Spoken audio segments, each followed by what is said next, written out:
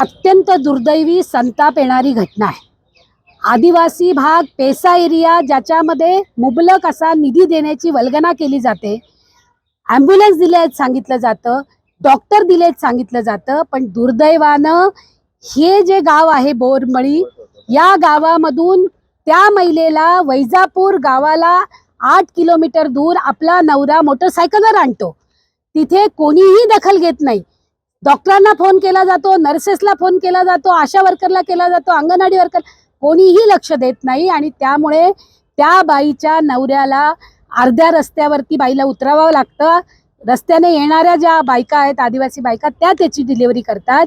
ही पुरोगामी महाराष्ट्राला लाज आणणारी गोष्ट आहे आणि याच्याबद्दल खरं म्हणजे सगळ्यांना पनिश केलं पाहिजे आणि ताबडतोब तिथले डॉक्टर, DHO यांना सस्पेंड केलं गेलं पाहिजे। आणि त्याचबरोबरीने आदिवासींचा जो नवसंजीवनीचा GR आहे, कायदा आहे, पेसा संदर्भामधले जे काही कायदे आलेले आहेत त्याच्या अंतर्गत ताबडतोब कार्यवाही झाली पाहिजे। या जिल्ह्यामध्ये 6 महिने होतात पण नवसंजीवनीची मीटिंग होत नाही।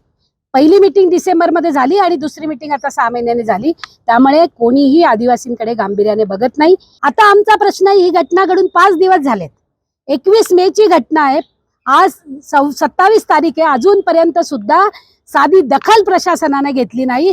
साधी दखल कोणत्याही मंत्र्याने किंवा पालकमंत्री असतील, केंद्रीय मंत्री असतील यांनी घेतलेली नाही। आदिवासी तुमच्या दोडक्या बहिणी आहेत का? लाडक्या नाहीत। एका बाजूला त्यांचाच बजेट हा जवळजवळ 45% वर्ग करतात, त्यांच्या जीवावरती लाडक्या बहिणींना पैसे देतात आणि त्यांच्याकडे मात्र पूर्ण दुर्लक्ष करतात।